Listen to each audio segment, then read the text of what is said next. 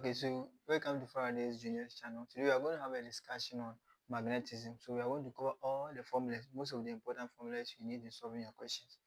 Okay, so first of all, we'll look at what? Magnetic flux density. And the magnetic flux density is the same as what? The flux divided by the area.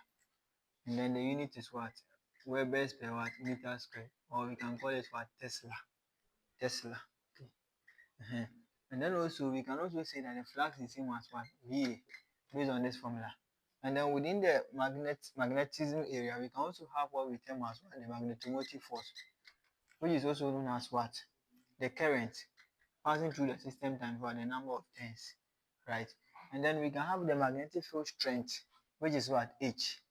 And magnetic field strength is the same as what? The magnetomotive force divided by what? The number of the length. So assuming we have two magnets A and B. Now, if the length is so small, you realize that what? The strength will be very high. That is why we have it at the denominator section. And then also we can also have what? Permeability, which of course the permeability is more or less like the BH curve. It's the same as what? Magnetic flux density divided by what? Magnetic field what? Strength.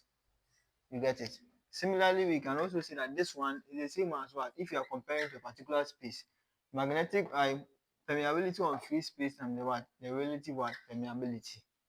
This is most of the formulas that we need under magnetism. So there's a formula that is very important. Anytime you prove that formula, if I'm going to write exams and I prove that formula, you should be able to have all these formulas in mind, which is what we term as what? Reluctance, the opposition. So reluctance is equal to what?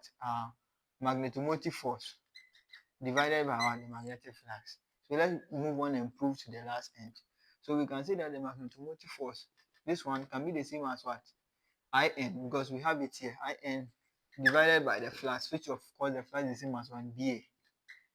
Similarly, the only parameter we can change here is the same as what? Is the what? Magnetic flux density. And we know that magnetic flux density B is equal to what?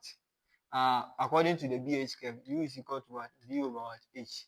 So we can make V the subject from this equation, which is what? UH. So we can say S is equal to IN divided by B is what? U multiplied by the H times the area, because we have the area already here. After we are done with this, the only parameter we can change within this setup is what? The H, which we know that the H is the same as what? IN divided by what? The length. So this one can be the same as the IN divided by U times what? IN over length times what? The area, right? When you are done with this, you realize that this one will cancel this. Or let's move on and do it gradually. So we can have S is equal to IN divided by what? UIN E times what? L over what? 1, right? Because it's at the numerator section. So that this one will cancel this. So we have our S being equal to L over what? UA. But then we know that what? This U, this permeability is the same as permeability of free space and what? The relative permeability. So therefore we can say what? The reluctance is equal to the length over permeability of free space times the relative permeability times the what? The area. Finally. So anytime you're going to write exams, you just prove the formula for the reluctance to get this one. And then all the formulas will be in your head, because almost all the... Okay, so we are going to have a question under the magnetic flux, which was presented to us. Calculate the magnetic flux density with a flux of... So we have your data here. The flux is 0.3 Webers, which is times 10 with the power minus 3 Webers, and has a cross-sectional area. The area given to us here is 0.33. We know that it should always be in terms of meters squared. So if you want to convert this area, we have times 10 with the power minus 3, which is the milli. But this one is affecting the entire distance, so we multiply by what? 2 meters squared. So that means that what? We are now going to calculate for our flux density, which is B, which is equal to the flux divided by the area.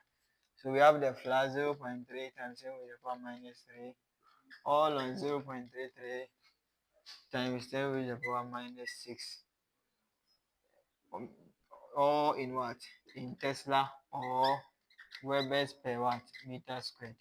Thank you. So that is all. So magnetic flux questions are not really difficult, but then the only thing that makes it difficult is the fact that how to convert these prefixes that you have. So you learn milli, micro, nano, and those things, or you can memorize them so that it can make things more easier for you and very fast. Thank you.